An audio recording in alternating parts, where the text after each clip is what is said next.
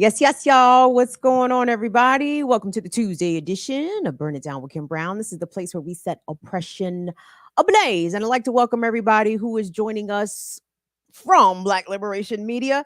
We did have an interview scheduled tonight with Green Party presidential candidate Dr. Jill Stein, but due to some scheduling conflicts, we are going to have to reschedule that interview. So appreciation and thanks to all that tuned in over on Black Liberation Media. And for that, we're going to bring that to y'all. But for the Fire Fam, y'all already know what time it is. It's Tuesday after 7 p.m.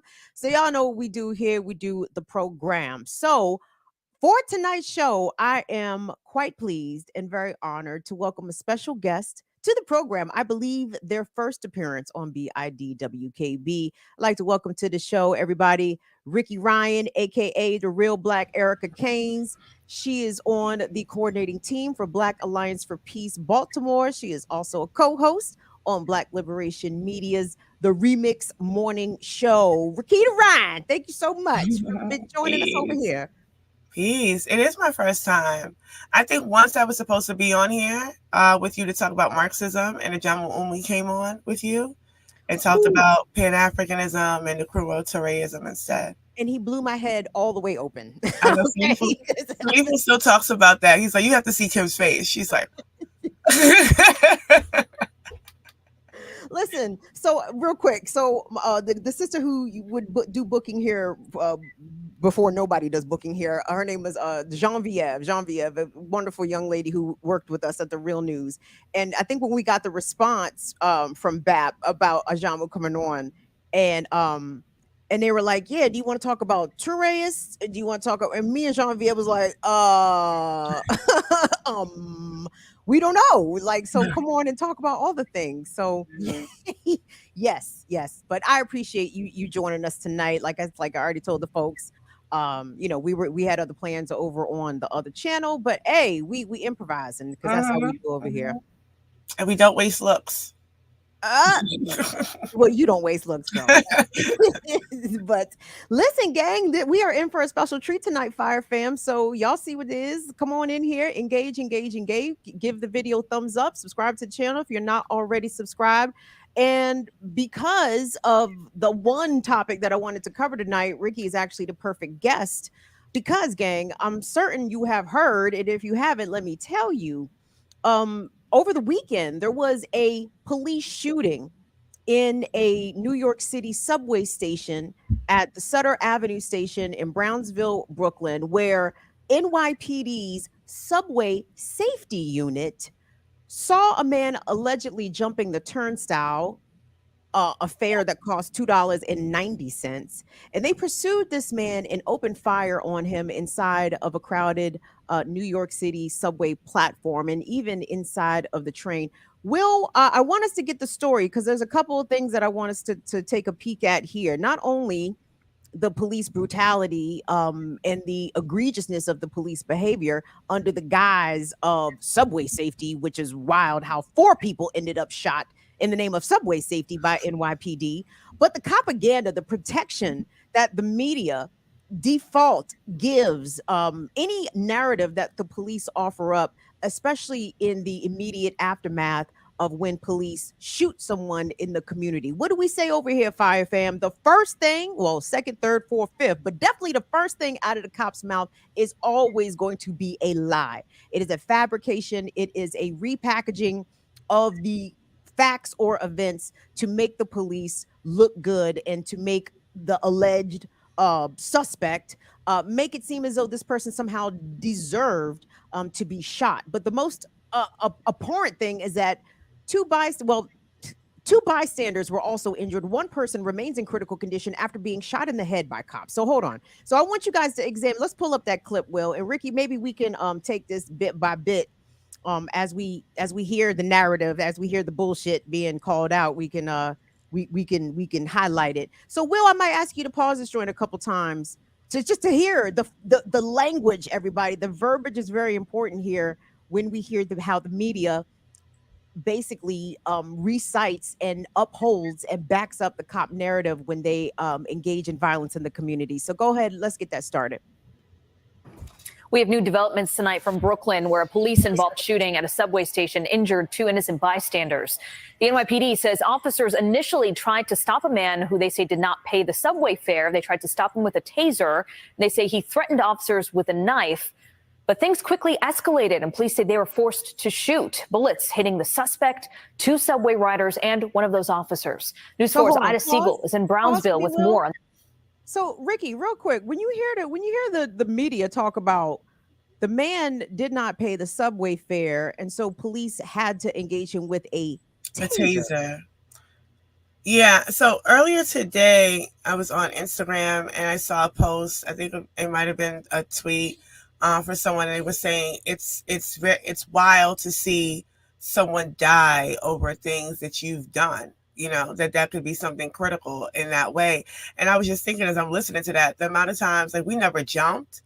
I'm 5'11", I'm not jumping, but I'm small. So we would all go at one time. If we pay one fare, every 3 people go at one time. Well, we do this, you know, so that's a common thing to not pay in certain stops and things like that. So to hear that, I don't know the prospective ages. I'm assuming they're young. I'm assuming they're youth.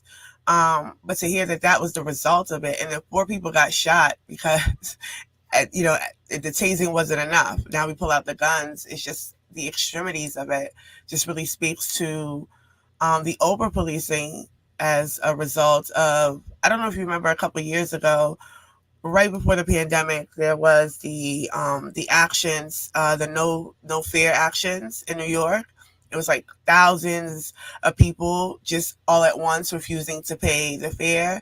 And it was like the Access Hollywood was reporting on it and things like that. That was going on. Not Access Hollywood, one of those kind of shows was reporting on that sort of phenomenon of nobody paying a fare. Like, so they were trying to act like everyone in New York was just refusing to pay a fare. And that kind of heightened propaganda caused a organizational reaction where people were in droves. And then we fast forward to Eric Adams, who now is like double downing to prevent that kind of thing. So now there's multitude of, and then the killing that happened on the subway not too long ago. It might have been 2 years ago when he first entered as mayor. So he has overflooded police stations with surveillance, with policing, and the fares just continue to go up. Like, when people say somebody got killed over $290, I'm like, over $290. When I left New York, the fare was $170. When did it jump to $290? It was $170. There used to be, I was talking to Imani. I just left New York, in fact, on Sunday. And I was saying the fares used to have $7 passes where you could just ride around all day for $7 for 2 pair zones. They don't have those things anymore. And it's always in under construction, these subway stations. And that's where all the tax money is going. And the fares just keep going up and up and up. $290 is a lot. I jumped too. $290 is a lot for one fare, but it is absolutely insane to pull out a gun and shoot somebody because they jumped a $2.90 turnstile fare. Will, let's go ahead and let's keep running with the pack. Oh, but wait, it gets worse. So let's check out the rest. I don't know if this is NBC Eyewitness 7 or not, but it don't matter. It could be any it could be any of these mainstream media outlets. So let's go ahead, Will, pick it up On this developing story. An extensive NYPD investigation continuing tonight at a chaotic crime scene at the Sutter Avenue L subway stop in Brooklyn. This is where a police officer was shot by friendly fire and where 2 innocent bystanders were also shot as police tried to subdue a man with a knife. At a news conference tonight, MTA CEO Janno Lieber. I'm especially concerned about bystanders, people who are just trying to get where they're going. Being the victims of harm in this situation. Police say it happened at 3 Sunday afternoon. Officers assigned to the subway to reduce transit crime witnessed a man skip the turnstile without paying the fare. Pause that for me real quick. So a couple of things. So if you hear the reporter talking about innocent bystanders were shot, she didn't. The fact that it's not mentioned until later in the package who did the shooting, right? But they were shot by police. They weren't just shot. They were shot by NYPD officer bullets. So this vague sort of non-ascribing to who was doing the shooting. Like, because that's extremely important here, because it's not like it was a shootout between, say, police and others. Right. These bystanders were shot by police, and that is not made explicitly clear even in the early points of this package. But she talks about the NYPD being assigned to the subway to enhance or to enforce transit safety. Ricky, it's crazy to me that turnstile jumping is viewed as a crime and something that is tied to safety somehow. I guess also that's a pushback around making it free. Like, why isn't transportation free?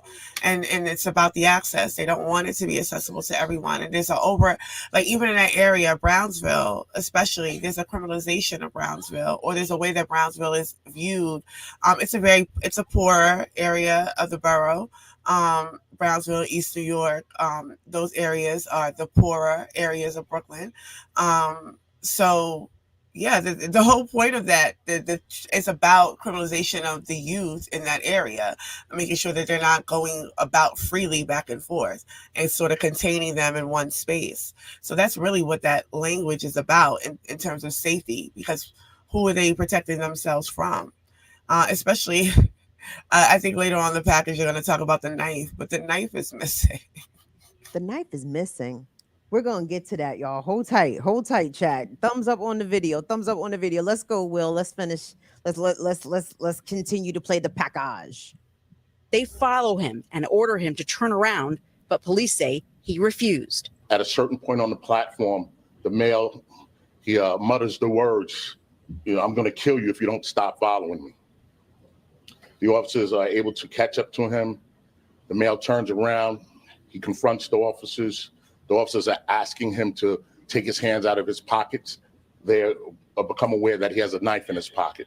At that point, police say a train pulls into the station and the man with the knife gets on. The officers follow. Again, they order him to come with officers, and again, he refuses. One officer deploys his taser. The taser was ineffective. Second officer deploys his taser. The taser's ineffective. The male jumps back off of the train onto the platform. And at one point, he's advancing on one of the officers with his knife. The officer stands back, he draws his weapon, and then both officers at this point fire. The suspect is hit in the abdomen and goes down. But police say one police officer ended up accidentally shooting the other. A few moments ago, I spoke with Officer May's family. He's in good spirits. And he's expected to make a full recovery. And in the chaos, officers ended up shooting 2 innocent people. It's unclear how or why that happened. Each of those victims, everyone, to know that they have my Pause. The fuck they mean is unclear. The police started shooting. People ended up shot. How is it unclear how bystanders ended up shot? And when they say that officers became aware the quote suspect had a knife in his pocket, how did they become aware? Did they see it? Like, what is, I mean, the language here is intentionally vague. It's intentionally misleading. And I'm still trying to figure out what this person did that was worthy of 4 officers pursuing him. From what I understand, Ricky, the Sutter Avenue train station, you got to climb 3 flights of stairs to get to the platform. So both of them. Both lines on the L and the 3 and the 4, you got to go all the way up. So the idea, yeah, go ahead, continue. Does it count as premeditated if they followed him? Because they followed him on the train. Right, I was thinking that, like, why didn't they just let him at this point? Really, the amount of money that the NYPD has to then hear that he was tased with 2 ineffective tasers, so they had no choice but to shoot. Is this part of the training? Because you got to think that every time they talk about needing more policing, that the issue is always like the training of policing, not the policing itself. They're just not trained enough. They don't have the necessity they need. That's why we're getting a cop city. They're trying to put a cop city in Queens currently and build that out. For what more? Like to what end? Because clearly it's not working, right? And even how they're trying to sell it or pitch it, it's, what do you mean he got tased twice with 2 ineffective tasers. So to what extent are they even prepared to save or protect anyone if none of the equipment works, none of the officers, like what is actually happening? The guns work. That's the problem. Yeah, well, do they? They're shooting.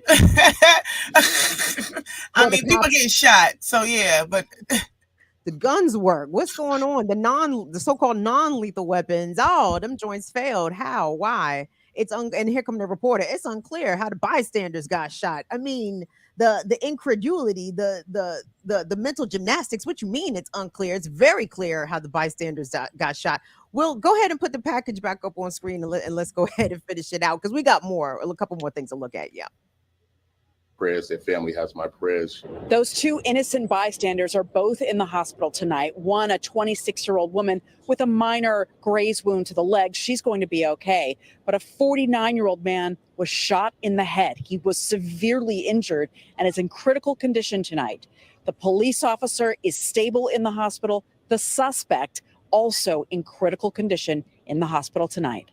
Reporting from Brownsville, Ida Siegel, News 4, New York. Just an incredible story all around. And Will, if you could cue up the TikTok for me, because there was obviously some bystander video that was captured. And because, Ricky, I'm glad you as a Brooklynite are here. But I mean, I'm just trying to put myself in the shoes of the folks that were minding their business on the train, headed somewhere, wherever they was going, 3:00 in the afternoon on a Sunday, beautiful day in the city.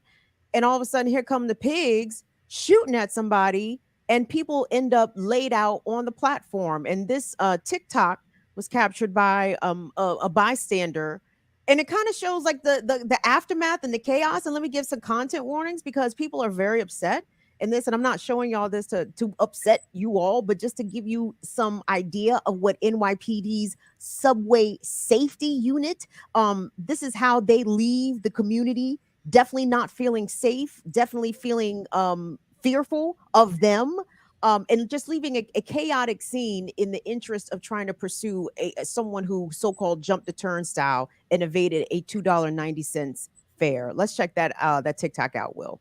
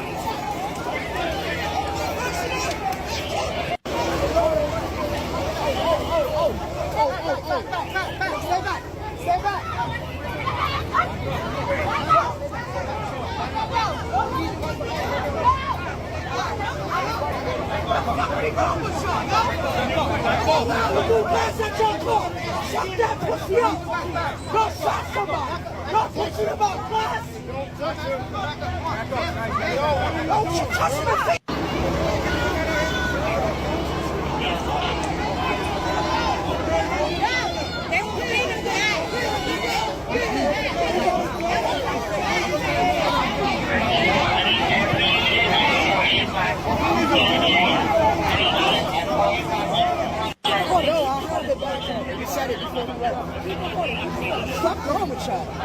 Okay, he do fast. Oh, y'all pussy head. Y'all saw somebody.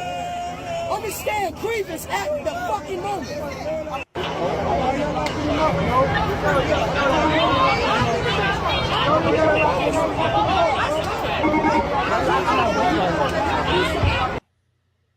Again, the person who is accused of jumping the turnstile remains in critical condition after being shot in the abdomen. The 49-year-old, as you heard referred to in the NBC package, still in critical condition with a gunshot wound to the head. And that, to me, all of it is an indication of what happens when you ask for more police in the community, you get this kind of police. And even when the community doesn't ask, they get this police. Ricky, I mean, I know the work that Black Alliance for Peace, you guys do, is the political education of trying to tell our communities why we shouldn't be asking for more police in our communities, because it can result in scenes and incidents like that. Yeah, I think this incident is part of a larger pattern of policing, and it reveals deeper issues. Like I was saying, it's not even to the point of, well, we need more effective tasers. It's the point of, this is how much money is being continuously drained into a police department that is finding ways to, again, only have to use their guns. They're shooting us down. And then we think about Brownsville specifically, like, the police have a long-standing history in that community. I mean, Brooklyn in general, but in Brownsville, in East New York, primarily because those are the lower income areas of Brooklyn. We have the surveillance towers and the corners of the lights. There's beat walkers. So they like constantly all the time. So there's a constant presence of policing. So this idea that there needs to be more for some sort of safety. And then the other issue that I think I've seen people connect, but I do think that it's really, really important to emphasize, especially now when there is this sort of strategic anti-racism that's going on with the weaponization of anti-blackness to deter people from talking about what's happening in Palestine.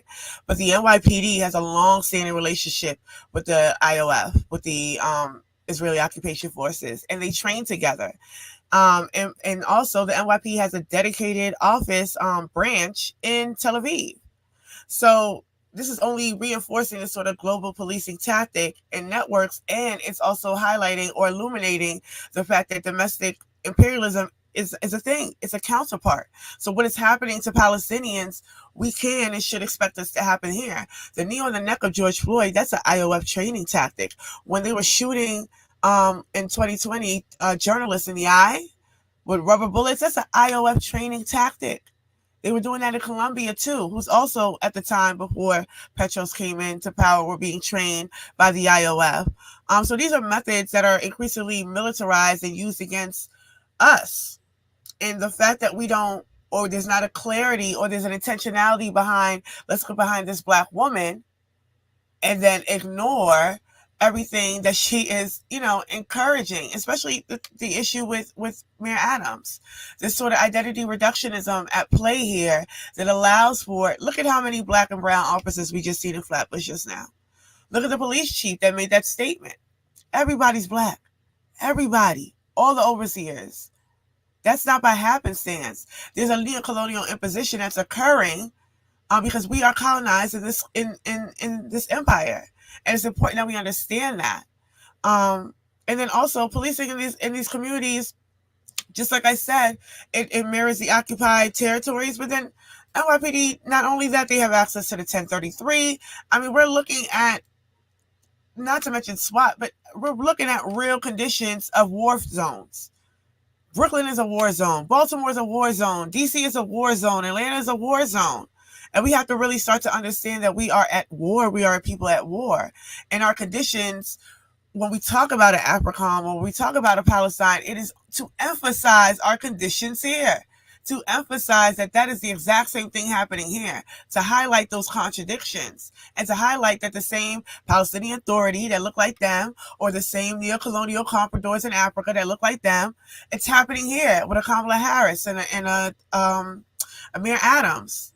And those are the connections that, BAP tries to make or insinuate, because that is where we are now in our political moment. But then also in this moment of history, we're in scheduled times. The fact that Blinken can go up there and say Africa Stream is a Russian asset, that implicates us all. These conspiracy charges, it implicates us all. And I say that to say that when you and I sit here to discuss the NYPD, and all the facets and their connections to the IOF and how they are attacking our communities, that they can charge us with conspiracy. Which is that simple, because that's how broad of a charge it is. They can say, "Oh, this is the type of language that Russia wants us to talk about." That's how broad these implications are. So we can see a thing. We can see this happening. We can see our people getting shot on trains for $2.90. And we can see our people in the street getting attacked by police officers that look just like us. But what we're being told is to be silent. So the fascism that people are fearing, liberals are constructing it in real time. And we're seeing that at play. So the dynamic of what happened on Sutter Avenue at that stop is just one example of a larger thing. Like I said, Cop City's coming to Queens. I feel like some puzzle pieces just literally snapped together in my head when you were talking, because Palestinians, before they bombed the fuck out of Gaza, I mean, Palestinians were denied freedom of movement, still being denied freedom of movement, but even when things were still standing, they were being denied freedom of movement. How is this gentleman trying to get on the train to go wherever he's going? It's the same thing, being denied freedom of movement because he didn't have his paper, right? He literally didn't have the money, or I don't even give a fuck if he had or didn't have the money. It's still no reason to be accosted and brutalized by police. And you would hope police would have better shit to do, but that is the shit that they are there to do. Like that is the shit they are there to do. No different from the Israeli forces that hinder Palestinians at checkpoints and deny people going to their medical appointments at their whim, just because they felt like it. They just felt like telling that person that they did not have rights that day. That day or any day, but you're not moving in the direction that you want to move autonomously at the, just because these forces, in this case the NYPD, as you said, trained by Israeli forces, is it's the same. It just looks a little different, but it doesn't look different. It's the same. No, and that's essentially what stop and frisk was. And you got to think, that's where John says this all the time, Hakeem the White Man Dream, and Gregory Meeks, and at that time the former governor, they are all Zionists, all of them. I mean, Charles Barron stands alone as a singular pillar of strength and radicalism amongst Zionists. And I would say I credit Charles Barron with being able to hold pieces of Brooklyn together, in spite of what they're attempting to do with Brooklyn. You have to tell us who Charles Barron is. He has been city council. He's, I think, retired now, but he has been a city councilman in Brooklyn, former Black Panther. But he has also run through the Democratic Party. But he's shown that there's a way to actually do it, and a way to stay grounded with your people. Because when you look at, everything around Brownsville, East New York was getting bought out and built out. Like, it's to the point where if you drive, like my son's godmother, she lives in Linden Plaza. If you keep going behind there's a Target, and now there's complexes now, because they're building around them, because they can't enter into that space. It's protected. Like, he ensured certain land rights for certain communities while him and his wife, in the decades that they were there, and they fought hard for that. And he's staunchly anti-Zionist, and he, hard campaigns to remove him.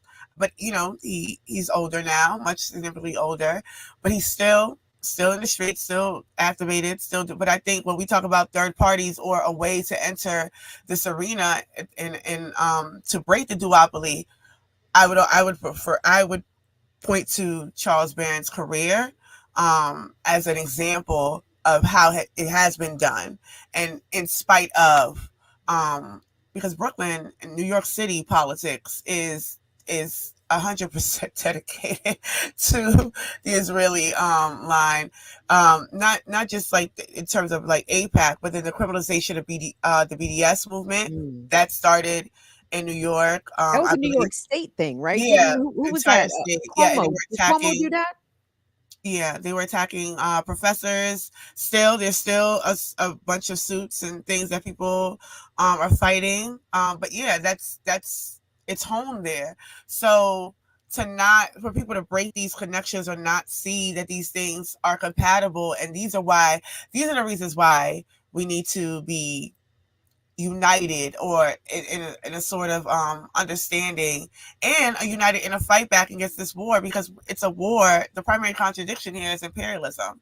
The way it manifests in Palestine, or the way that it manifests in Brooklyn, might not be the exact same, but the whys are, and it's that colonial capture. So the story continues to evolve from this Sunday's shooting at the Brooklyn station. Well, if we could cue up that other package, because as predicted, as usual, as per those that apply scrutiny to when the police commit gun violence, again, all this talk about gun violence and political violence, no less, Ricky. That shit. I want to ask you about political violence, quote unquote political violence, because this is political violence, right? I don't give a fuck who letting the chopper sing at Trump people minding their business at the train station on Sunday are experiencing political violence. But we'll queue up that package because the NYPD story is already falling apart. It's already looking real funny in the light. With the man who allegedly jumped the turnstile is accused of having or possessing. They can't seem to find that shit. Isn't that funny how that works? But they're already trying to scapegoat another person. So anyway, let's go ahead and let that roll. Aside, the police shooting at a subway in Brooklyn yesterday. 2 cops firing their weapons at a fare-jumping man who authorities say used a knife to try to attack the officers. But in the process, 2 passengers were shot, one of them critically, and one of the cops was also hit. How that happened, we still don't know yet. The assailant shot, and he too now is in critical condition, we're told. Lots of unanswered questions here, including where's the weapon the assailant had? Eyewitness News reporter Kimberly Richardson live at Brookdale Hospital tonight with the very latest. Ricky Ryan, why is that the question? Well, here's the thing. I'm wondering, I'm listening to this, and so it's clear that everybody's been given a memo from the NYPD. This is what you say, because they're still asking that same question of like, we're not sure how the bystanders got shot. Like, and this is the second reporter to do it. So I think that's also, I lived a block away from Brookdale. I grew up on East 98 in Saratoga. So that's when I talk about the stories about my dad going to dialysis, that's where he did it, at Brookdale Hospital. At that hospital. Wow.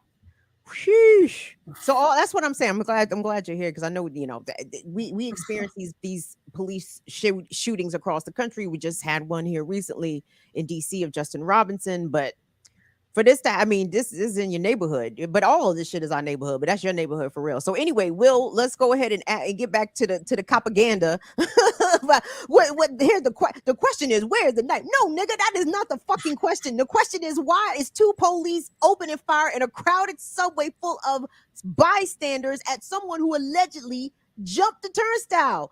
$2.90. That is the question that should be getting asked here by the media, but no. Where's the knife that the cops made up and told a story about? Go ahead, Will. Right. Let's run it. Kim. Well, Bill, that officer from the 7th Precinct is still here at the hospital, but he is expected to be okay. Yes, the one major thing missing in this case is the knife police say that the suspect was holding when he charged those officers. We'll show you the moment a stranger walks away with that weapon. That aside, some experts believe everything was done by the books. Hold on. Pause that real quick. Pause that real quick. So there's a couple of things I want to point out here. So first of all, they led with the status of the cop, right? They didn't tell you how the rest of the people who got shot was doing, especially the person who got shot in the head that remains in critical condition. The way that the news media prioritizes lives is that the police life matters first. It matters the most. You need to know, as the audience, what's the status of this officer who was among the least injured in this entire incident, right? So just an example of Copaganda, the way that they prioritize, the way that they order the updates of people's health and their, update their condition. They give you the cop's condition first. They don't tell you about the person who was most seriously injured by police there. So I just wanted to point that out. Anything you want to point out, Ricky, before we go? I mean, I don't know. I just think the way that it was reported, it's just I think you're. I appreciate that you're a journalist, because you're. Don't buy the book. Did you hear my girl? They did it by the books. Yeah, that's how I'm like, I don't. Case closed. Experts say it was done by the book, y'all. Right, and that's the problem. Sheesh. The books is the problem. Well, let's run it. Jesus, Lord help us. I will hope y'all is paying attention in here, chat. This is what we talk about. Copaganda. Know it when you hear it. Know what it sounds like. Know what it looks like. So we'll go ahead and pick that up. Thank you. New cell phone video footage investigators are looking at captures the chaos on a subway platform in Brooklyn Sunday afternoon. In the end, police shot a man who they say had a knife. That's him on the ground inside an L train. Now a new development. Authorities are now looking for and want to talk with this man. In all of the commotion, take a look. That's the knife. The stranger walks over, steps over the weapon, very clearly picks it up, and walks away. Pause it, Just Will, seconds real quick. before one of the arresting officers. So y'all know my issue, okay? So Will, you chime in on this too. Rakita, you as well. Is that what the video showed? Did the video show what the reporter just described? You can run it back if you need to. Will, yeah, run it back. Right here, hit that with the rewind, Wilbert. Let's examine the evidence as presented by the Copagandists. They say, look, right there. I didn't see nothing, but that don't mean nothing. So anyway, that's why I want y'all to come verify, because shit, they might not be lying, but I think they lying. But put it up, Will. Police shot a man who they say had a knife. That's him on the ground inside an L train. Now a new development. Authorities are now looking for and want to talk with this man. In all of the commotion, take a look. That's the knife. The stranger walks over, steps over the weapon, very clearly picks it up, and walks away. Just seconds before one of the arresting officers realizes he's also been hit. It all unfolded at the Sutter Avenue station, a place former NYPD Chief of Detectives Robert Boyce knows very well. Pause real quick, Will, because we got to hear this nigga talking, but I want to pause it real. Wilbert, you can chime in on this too. Ricky, did you see what the reporter said? Is that what happened? I couldn't really make that out. I see he bent down, but I don't know that he picked anything up. And then you see his hands. Well, you see one of his hands is empty, so I don't know if it's in the other hand. You don't see him put anything in his pocket. So is he just holding it right there by the officers? Because they also don't show him walking away, really. So my question is, like, don't they teach you to secure that type of shit? You know, if somebody's allegedly threatening you with something, like, just like, oh, it's right there, you know, he's dead. So, you know, it's like, no, you secure it for safety purposes for everybody. But, you know, by the books, Will. And then also, like, clearly this has been some editing, like on the video, because like that like they clearly have all of the footage, like they have enough, I'm sure, because they have before it while the guy was on the ground and the cops were standing over him. So I'm. But did it appear as though a night is this lady lying is what I'm trying to figure out, because my guess is that she might be lying, because, you know, the police have put out this lie. It is the news media's duty to uphold this lie. So I'm assuming she lying too, just because the cops have a tendency to lie. So anyway, I just wanted to see what y'all saw, to get y'all's opinion about what y'all saw. We'll run it back like 5 seconds so we can get this man who is about to chime in here, whose words we all need to hear. But listen to this former cop, now I guess security expert. Listen to this shit that he's about to tell y'all regarding being tough on subway crime, fare evasion, this crazy shit. So we'll go ahead and run that, sir. On screen. Unfolded at the Sutter Avenue station, a place former NYPD Chief of Detectives Robert Boyce knows very well. The tactics are a little bit different in the subways. I have to understand it's a very condensed environment with a lot of people. Police first spotted the suspect enter the station without paying. That's the issue with fare beats in the city. You have to address them, but at any time they can go bad. Which is exactly what happened when the trio ended up on the elevated platform. Authorities say the man threatened to kill the officers who realized he had a knife. So again, here comes the Copaganda, and again, not questioned at all by the reporter. In fact, featured by the reporter. This reporter went out of their way to get this person's soundbite involved or included in this package. And when you hear a former cop say that you have to address fare evasion, and sometimes it can go bad, what do you take away from that statement, Ricky? Because for all the talk about crime and violent crime, and the police need to get out here and address crime, even some of our folks in so-called high crime areas asking for more police, but when you hear the cops say you have to address fare evasion, my question is why do you have that was my question. Like, do you because one, it's not this rampant thing. Do people pay their fares, right? So if 1 or 2 out of 30 people are not paying, is it that big of an issue that you have to address it. And to the point where you're shooting at a whole platform full of people to protect against a knife. So there's things that obviously don't make any sense in this story, but to your point about Copaganda, it is clear that they are told specifically, these are the facts of the story and this is what you can report. And there's no way around that. And that's why I always raise issues about like how the 90s are understudied, because there's no more legitimacy to an opposing viewpoint, even as journalists, because the Telecommunications Act kind of did away with that completely. But even to say, well, I have questions, you can't do that. So even this whole idea of objective journalism, it doesn't exist. Because how can it? Are you an objective journalist if you're literally reading off the transcript that was handed to you by the chief of police? No, you can't be.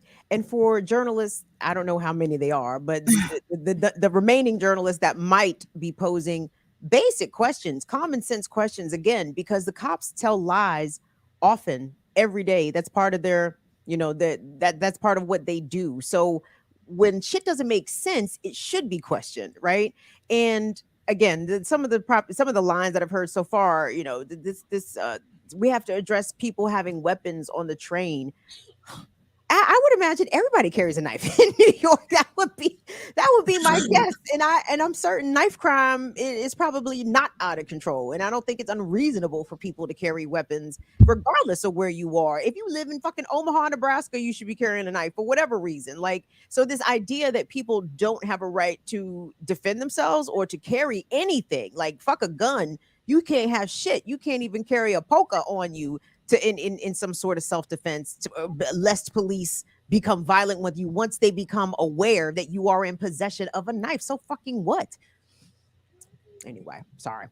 Will, let's go ahead and finish this one out. Thank you, good man. I also have a question, though. Go ahead. Go ask your question. Because I'm thinking, okay, so because they're using this knife, they're harping on the knife as a means to validate what happened. So are we saying that if he did not have a knife, this would not have been the situation? Like, is that what's the takeaway from this? This only escalated because this person had a knife, and so this is like something that happens in a vacuum and not typical NYPD practice. And I feel like that's how they're trying to report it. Like, this is just some, random thing. This is not what we would typically expect from the NYPD. They only became violent once they became quote aware. When police became aware, how the fuck did they become aware? Did he pull the knife on them? And again, I'm not convinced that he did, because the fact that it's been 3 days and there's no body cam being released yet. My guess is that they're sitting on it for a reason, but we time will tell. But we'll see. But go ahead, Will. Let's go ahead and try to get through the package if we can't stop it for Copaganda. But it's hard because it's all in there. Go ahead, Will. Then a train with passengers on board pulled in. The doors opened and the suspect jumped on. At that point, the officers deployed their tasers. Both failed to subdue the man. Kimberly, it's the best thing we have in perfect world. We don't have something that works all the time. And that's what that is. Back on that platform, the suspect allegedly charged at the officers who fired several rounds. Boyce believes police body cam video will tell the whole story. Mm-hmm. People are carrying weapons onto the subway system, and it has to be dealt with. But you act within your tactics and your instincts and your training. And that's where this goes. All things that will be looked into. The suspect, a 37-year-old man who has been arrested at least 22 times. He is in critical condition in the hospital. Those innocent bystanders, a man, he was shot in the head. He is also in critical. Another woman, a bullet grazed her leg. For now, we're live outside Brookdale. Kimberly Richardson, Channel 7, Eyewitness News. She's been with Eyewitness News for a while. Sheesh, hold on, Ricky. There we go, because the alleged suspect has been arrested 20 times. So there we go. The case closed. Sprinkle some crack. Nothing to see here. He's been arrested 20 times. Now, can we get some details about what these are arrests for? Are these also arrests for turnstile jumping? Are they arrests for loitering? Are they arrests for all kinds of? what? Like the criminalization of people, of people who Of the themselves victim. are victims, exactly, victims of the violence. Oh, and Eric Adams, by the way, parroted that same bullshit about this this victim, this gun violence shooting victim of police having 20 arrests on his record. That doesn't move me, Mayor and lady reporter. Talk to us about that, Ricky. Like, you, even as someone who is the victim, you ain't innocent. He had a knife. He jumped the turnstile. He been arrested 20 times. So there we go. That's why NYPD shot him down and shot three other people in addition, because this guy was so dangerous with his turnstile jumping and his pocket knife holding. They didn't have no choice but to open fire in front of a bunch of people. Well, Eric Adams is a dickhead. So we like, he's going down. Yeah, right. So that's why I feel like it's so funny that he is so overtly the law, right? Because they're coming for him. So he's not. So when I say he's a dickhead, I say that to say that this is what is to be expected, like the kind of language that he's using to justify, because he himself is a cop. So in his eyes, all of this is justifiable and all of it is right. And if he could have shot more people, he would have. Like that is because that is the type of overtly I am the law that he walks around as. So he's 10 toes down. You remember I think we talked about on the Remix Morning Show, the thing that they were doing with the thing that they can shoot at the cars now to stop it, so they don't have to chase the cars. That's in New York. The robot cops are in New York. All of these things are happening simultaneously. He is just upping the ante. So, and because of that, and studies show, there's so many statistics that the amount of abolitionists that have taken these things to city councils in New York City have shown that policing does not stop crime. Crime has significantly gone down in New York City anyway, and that's why they're resulting to fair evasions, because there's not anything to really be catching people out there for. The year that they quote unquote went on strike was a peaceful freaking summer. When they decided they weren't going to police the officers anymore, people were fine.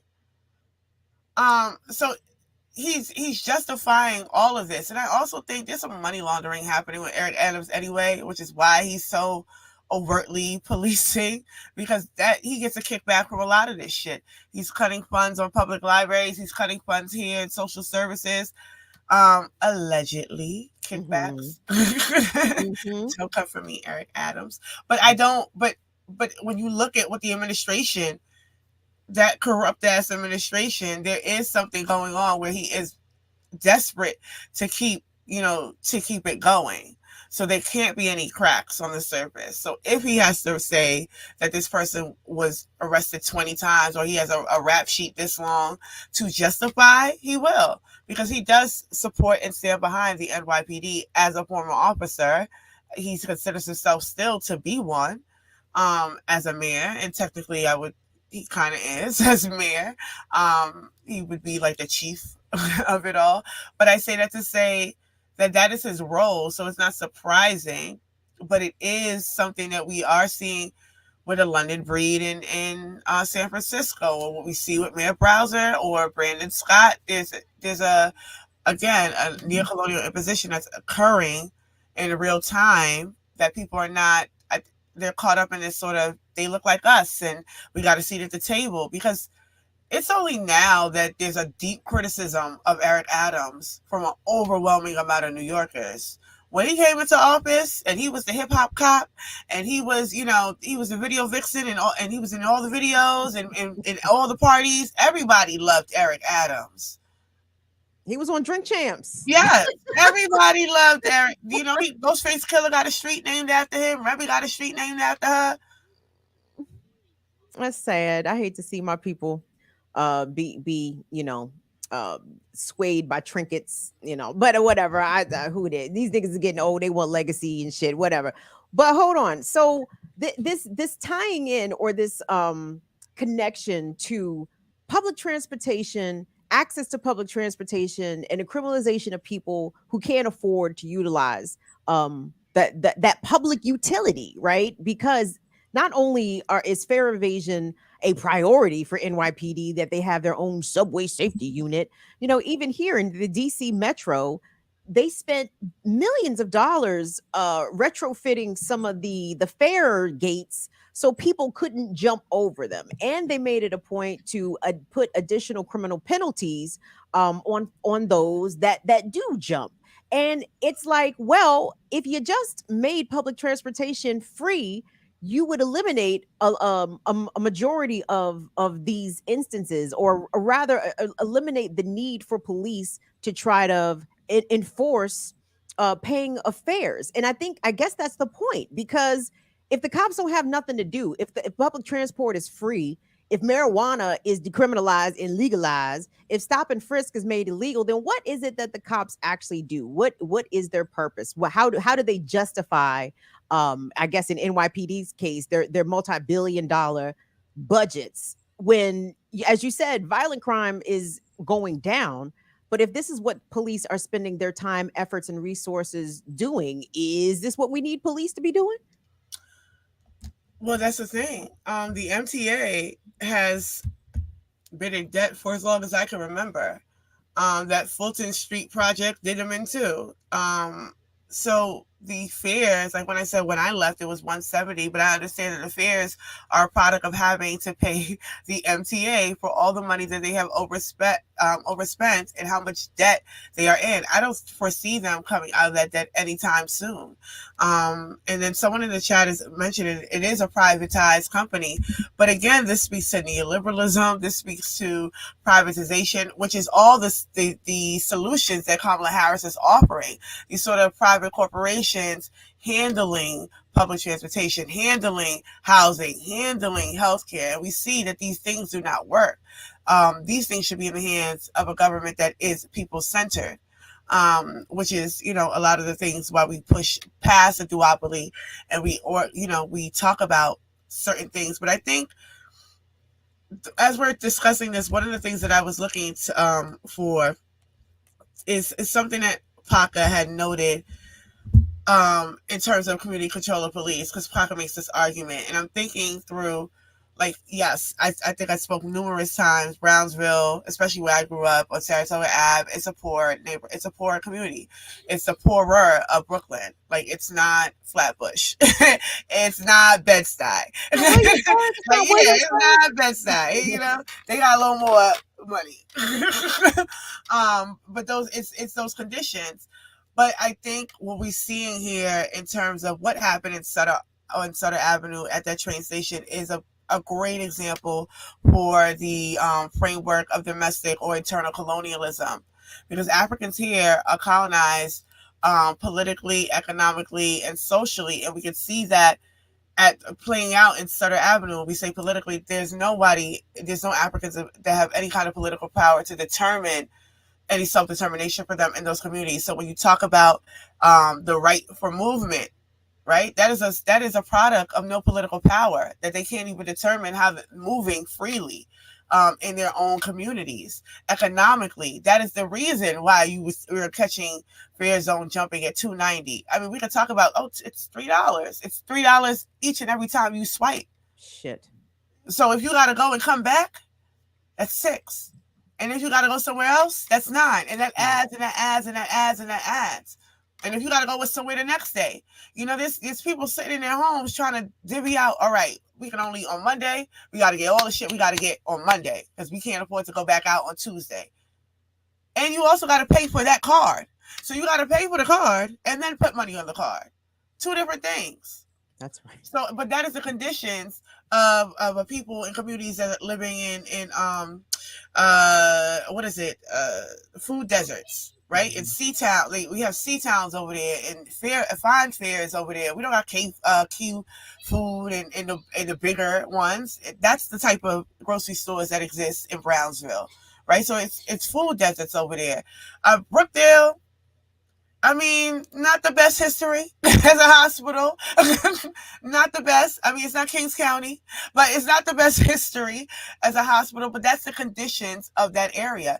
And then because of those economic and political conditions, they are socially occupied by these occupying forces, the NYPD. So I feel like it creates that dynamic where it is, you can see clearly that is what results in our internal colonialism, that we are shot at. We are at war.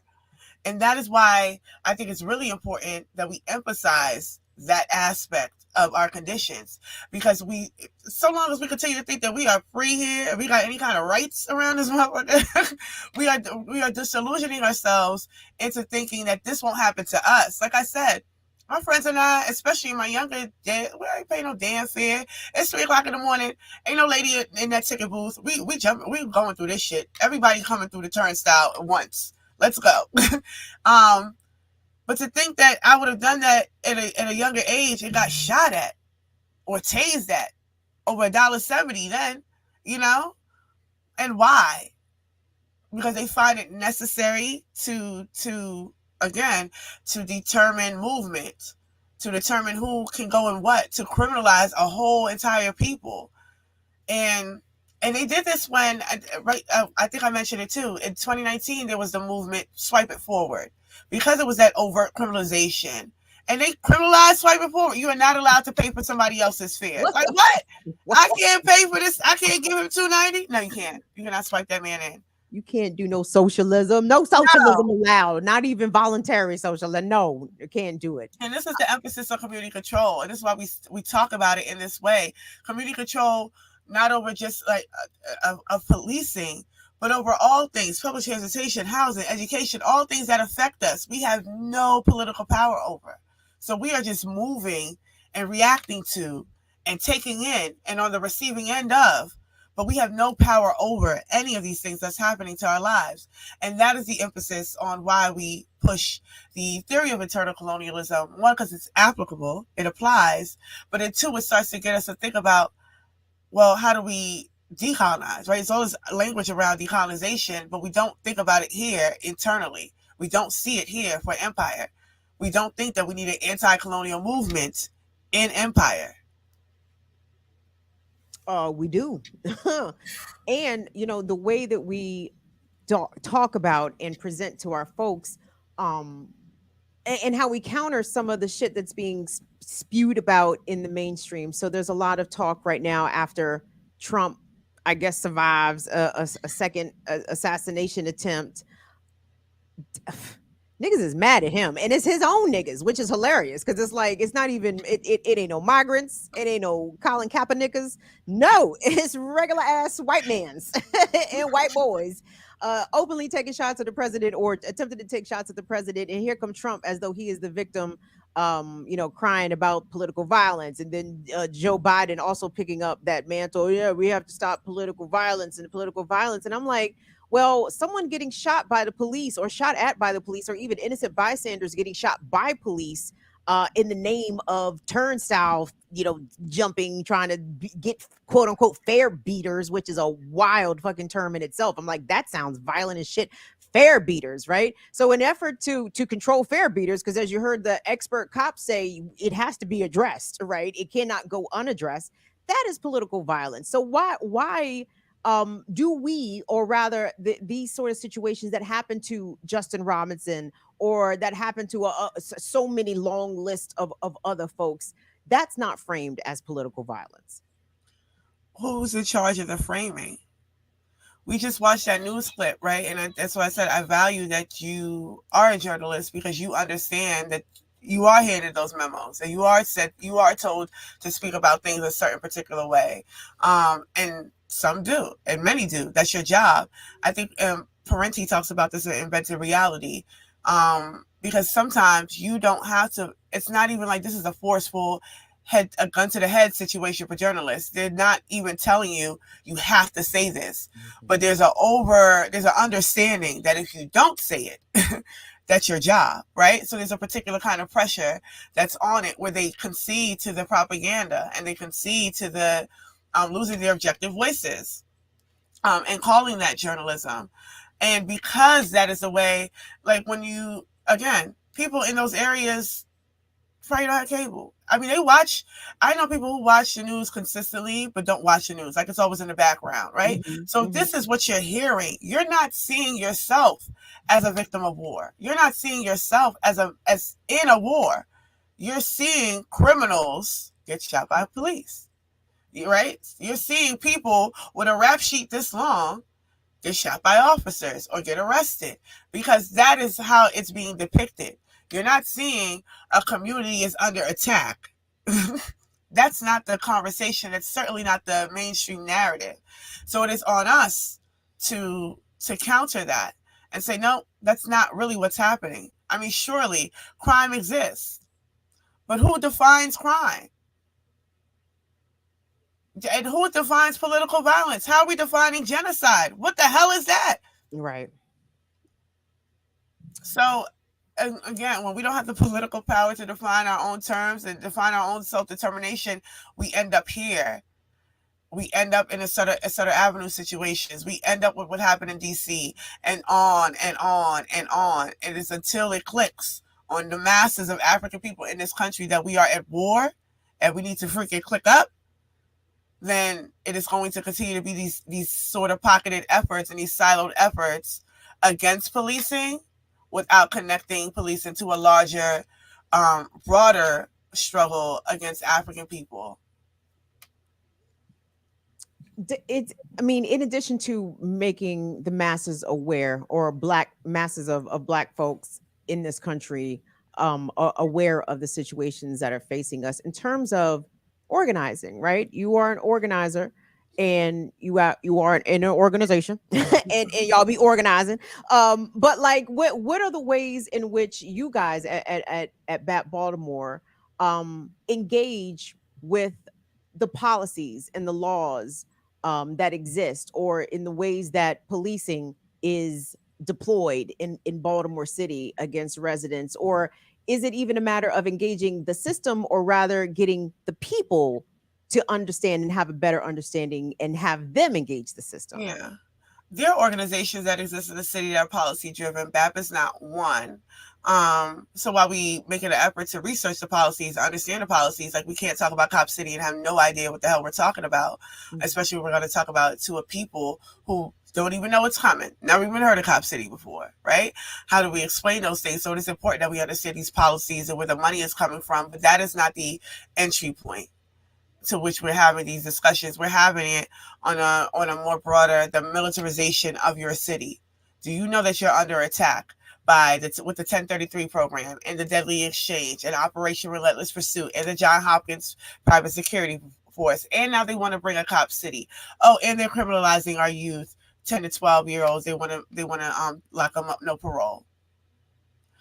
So that's how we're approaching that. Do you know that that's happening? That they want to put $1 billion jail here, and everybody who's okay, that looks like me and you. That's the conversation. What's been the response to this information, by the way? I'm curious. How it depends. Like, when we went to Coppin State, because I tell this story all the time. If you're aware of the kind of school Coppin State University is, it is very much driven towards ROTC programs, policing programs, and Coppin State also, which is why they would put a Cop City on that university, because it already logically makes sense, because that's already the avenue to which you're training those children and students for. Coppin State's also connected to elementary and middle school.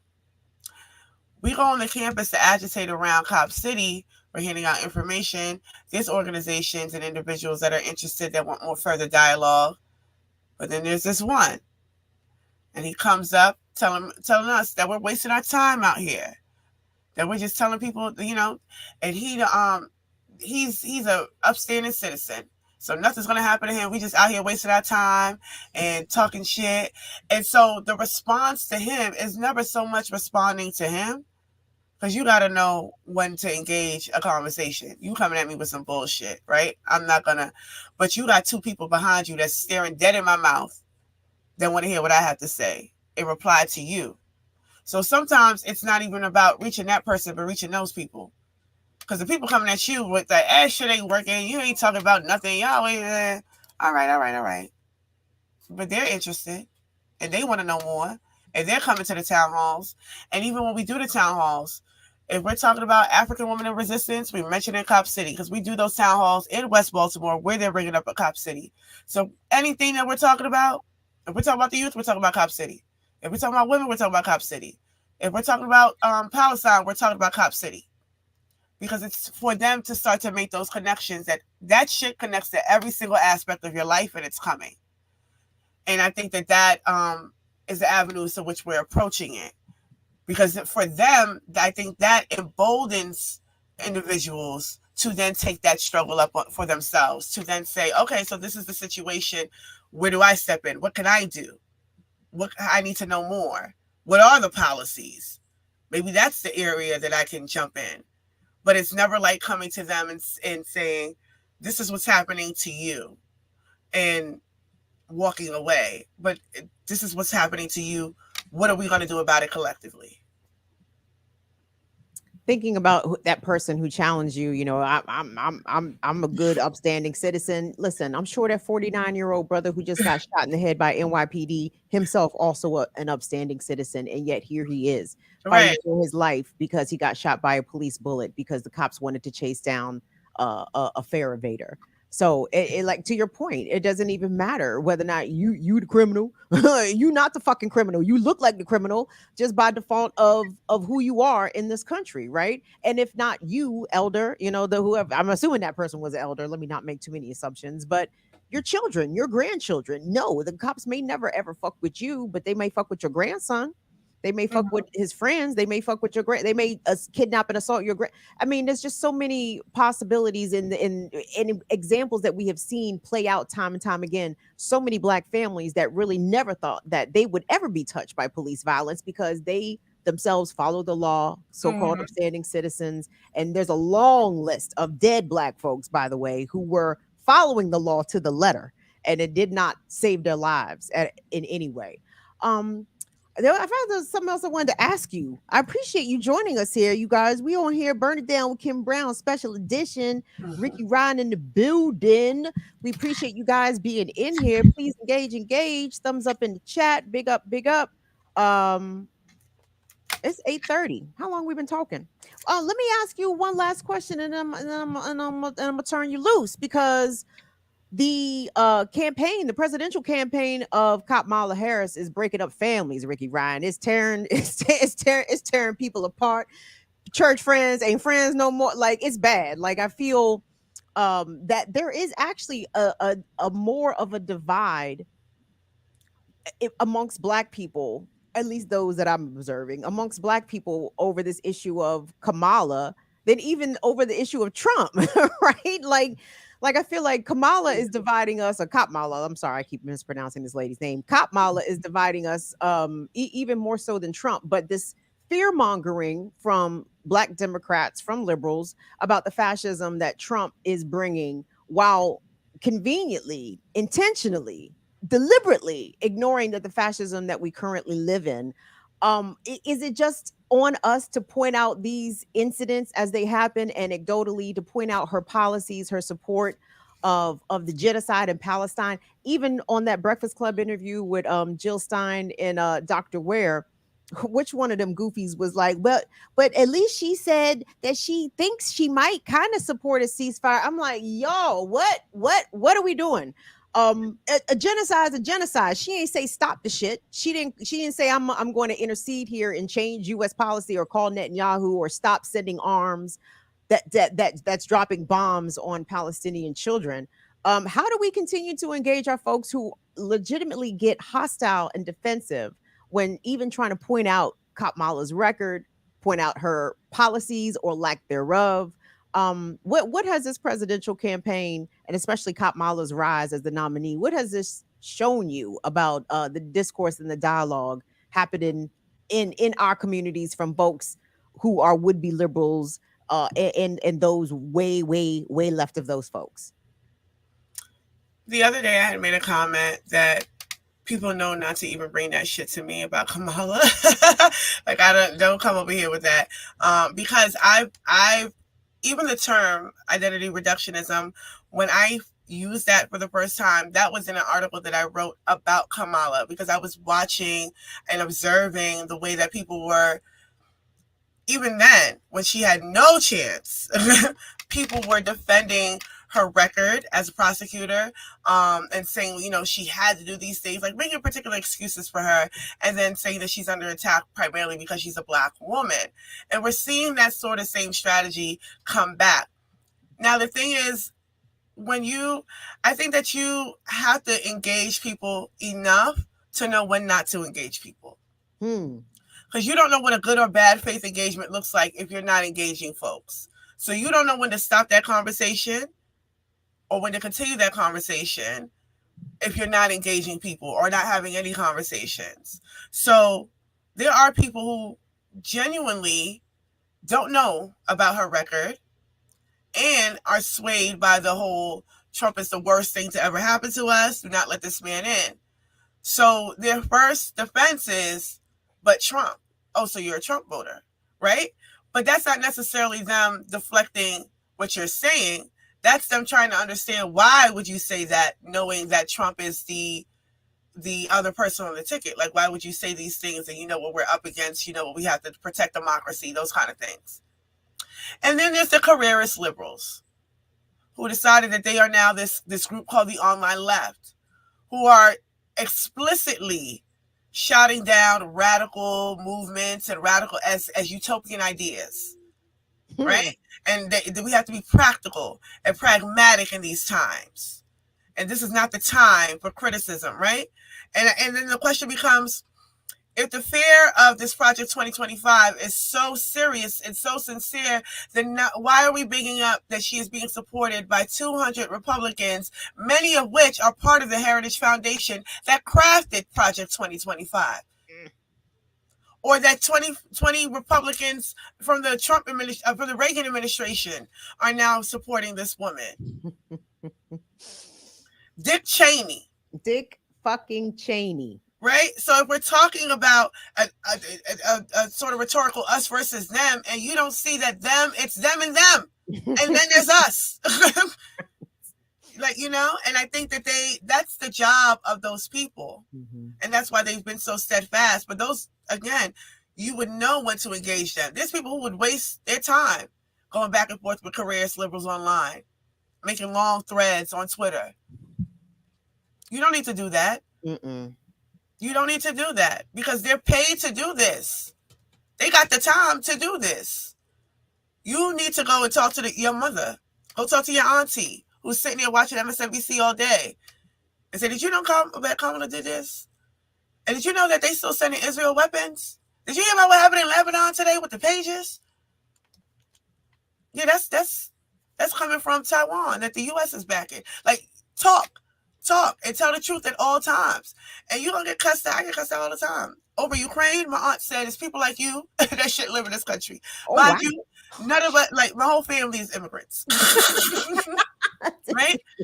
Send you back by yourself. Right. But the consistency of the truth telling, the people come around or they can't deny it. So anybody bragging about a Dick Cheney endorsement, like that's how I know shit has totally hit the fucking skids.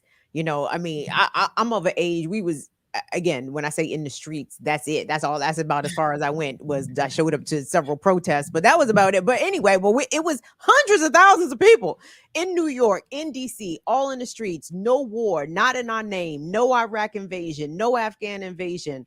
And it's wild to see. I would imagine many of those likely millions of folks that took to the streets in the early 2000s, early to mid 2000s, are now excited and bragging that Dick Cheney is on board with Kamala Harris. That should tell you how bad Trump is. No, nigga, that should show you how fucking bad Kamala Harris is. You know what I'm saying? Dick Cheney is a war criminal, and if he endorses her policies, then she got the war criminal vote.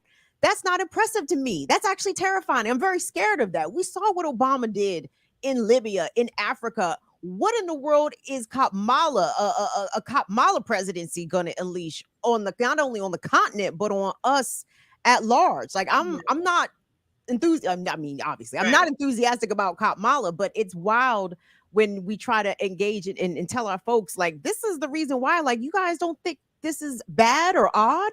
And I think even sometimes posing those questions can attempt to, free the minds a little bit. But the cognitive dissonance of folks that I thought were anti-war, anti-Iraq invasion, anti-Afghan war. Like, nah, they seem to be okay with war in Ukraine and supporting Israel at all costs. It's a madness. And to that point, folks who were defunding the police in 2020 are all 10 toes down with this campaign. But I think, again, that's the, even to your point about what happened in the early 2000s and post the 9/11, that we're speaking about mobilization, and we could talk about thousands of people in the street mobilized against the thing, but without organization and without any political education, what happens to those people? It becomes a next moving target and not the actual primary contradiction, right? So now the next moving target is Trump. It was Bush then, it's Trump now. And then also, Cheney is the reason why Biden stepped into office. He called Biden and told him, because you remember Biden came in super late. He was pushed to do it. And then when you look at the DNC that year for Biden, that shit was a warmongering fest. It was everybody from the State Department was giving their approval and saying, yeah, we want him. And then we've seen 4 consistent years of war under this administration. So to think that she would be leaving this administration and do something different, where she has said that she's always been who she's always been, and she intends to do much of the same. She just said that to Dana Bush. She's not going to stray too far from Biden, because it's not Biden's policy. That is U.S. foreign policy. And she's not going to go against that. And she's definitely not going to go against that publicly when she needs to get into office. You know what I'm saying? She's not going to make these statements. She's going to state Goldman Sachs, and she's going to state that she defends Israel. That whole DNC with her was a commercial for corporations, for the warmongers, to say, I'm with you. I'm your girl. That's the people that Kamala Harris is for. It's not Kamala Harris for the masses. It's Kamala Harris for those people. And we have to be really clear about that. So it is a us versus them, but she's a them. She's never been with us. And no matter how many silk presses and how many chucks she wears and how many steps she takes, that identity, just reducing her to that, we're not seeing the larger part of the tool of U.S. presidency and how it manufactures in this settler colonial state. Sheesh. Thank you so much, Ricky. I appreciate you joining the Fire Fam over here. Y'all put them flame emojis up in the chat for Ricky Ryan, everybody. Co-host of the Remix Morning Show. You can catch Ricky on Black Liberation Media Wednesday mornings, 8 a.m. Eastern time. You should also please give us the places to follow BAP Baltimore so people can be engaged with your organization's work. Yes. Like I always say, don't look for me. Find Hood Communists on hoodcommunists.org. We also have the Hood Communist YouTube page, so you can check us out there, in Hood Communist Radio. You can follow Black Alliance for Peace on all the socials. I know we're Blacks for Peace on X. And then BAP Baltimore is on Instagram. You can go to blackallianceforpeace.com. And you can also see me every Wednesday morning on the Remix Morning Show. Fantastic. Thank you, Ricky. Yeah, this is very impromptu, like immediately last second, but I appreciate your willingness to come on and hop on and give us your intimate insights about this tragic incident that happened in Brownsville with the NYPD opening fire, shooting 4 people, 1 person critically injured as the NYPD were trying to chase down an alleged fair turnstile jumper. So thank you, Ricky. I appreciate you joining us. I'll see you tomorrow morning. Yes. Peace. Oh, thank you. Chat. What's up? Thank you guys so much for being flexible with us tonight. Sometimes when you're doing live anything, YouTube is definitely a live medium, live radio, live TV. It's all the things, shit happens. You know what I'm saying? So hopefully on Black Liberation Media, we can reconnect with Jill Stein's campaign and be able to have a good in-depth conversation with her. Like I said, I haven't watched this much of the Breakfast Club, I think, ever. God damn it. And I watched 50 fucking minutes of that shit prepping for this interview tonight. And I'm like, God damn it. But I'm glad I watched it though, because it was quite insightful. And again, as goofy as I thought Leonard and his co-hosts came across, and they did come across goofy as shit, I was still, and I still am astounded that Jill Stein and Dr. Ware were even allowed on iHeartRadio, hundreds of radio stations across the country on their biggest syndicated morning show. I am shocked that they were allowed to come on there and talk about Zionism and Kamala being a war criminal. I said, oh, the VP of urban programming did not like that. He got a phone call. Somebody called him. What the fuck is this? So, but I will credit whoever does the bookings at the Breakfast Club, or whoever is in charge of green lighting guests. Hey, my guess is that Dr. Stein has probably not been heard by an audience that size of that demographic, maybe ever, right? I don't perceive Breakfast Club listeners as being super politically astute. Even the ones that might consider themselves politically informed, they probably get the majority of that information either from the Breakfast Club or from like the likes of CNN or MSNBC or some other like liberal centered space like Roland Martin or whatever, right? So to hear the policies and perspectives of the Stein Ware ticket from the Green Party on a platform like the Breakfast Club, I think was very bold on all sides, right? Bold on all sides. So I will give the Breakfast Club some credit for allowing that viewpoint to at least be heard, and like the comrades often say, allowing the contradictions to be seen and visibly felt, right? Like, anyway, what was you coming up here? Did you have something to say? No, you love y'all. Like and subscribe. Hit the Cash App, all that. Oh, right. Support, y'all, please and thank you. If you don't mind, you can hit us on all the cash platforms, BIDWKB, that's us, Venmo, Cash App, paypal.me/BIDWKB, or support us on Patreon as well, patreon.com/BIDWKB. Ebony, did I see you edited your pledge? I want to thank you, Ebony. I thank all of our patrons, all of our supporters. Thank you so much to our wonderful mods. Shout out to Abby, Anna Hart, Chuck Diesel. What's up, Tyler? What's up, Court? What's up, Latif? We appreciate y'all coming through. And again, join us tomorrow morning, Black Liberation Media, for the Remix Morning Show. 8 a.m. Eastern should be a good time had by all. Thank you to Will and Molly. Thank you to the fabulous Fire Fan. We will see y'all back here Friday, kids. Thank you to our guest tonight, Ricky Ryan. Thank you, guys. And we will see y'all back here. Oh, what's that in the chat, Will? I see a green box. Who did that? Oh, I see a box. Nat A, keep blazing on them 304s. Hey, what's up, Tenneke? What's up, Tenneke? What's up, Nat? Love you, love you, love you. Thank you so much, baby. Gang, we'll see y'all back here on Friday. Appreciate you much. See y'all later. Bye-bye. Deuces, deuces, deuces.